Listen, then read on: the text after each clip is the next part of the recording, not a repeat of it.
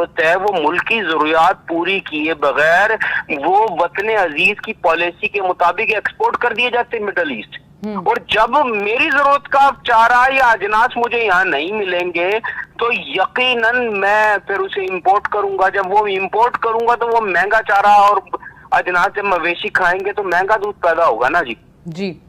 महंगा दूध पैदा होगा तो वो सारी भी उसका बोझ उठाएगा जो ये मेरी जरूरत पूरी किए बगैर एक्सपोर्ट कर रहे हैं। तो यकीनन हमें दूध की कीमतों को कम करने के लिए या तो अजनास के बाय प्रोडक्ट्स की कीमतों को एक्सपोर्ट को रोकना होगा या उनकी कीमतों को कंट्रोल करना होगा। तो आप दूध की कीमतों को कंट्रोल कर सकते हैं या फिर आप अपने मवेशियों को जेनेटिकली इंप्रूव करें। जैसे पोल्ट्री ने पिछले 20 सालों में कीमत नहीं बढ़ी पोल्ट्री की जो अब बढ़ी है, वो भी इस वजह से बढ़ी है कि तारिक बशीर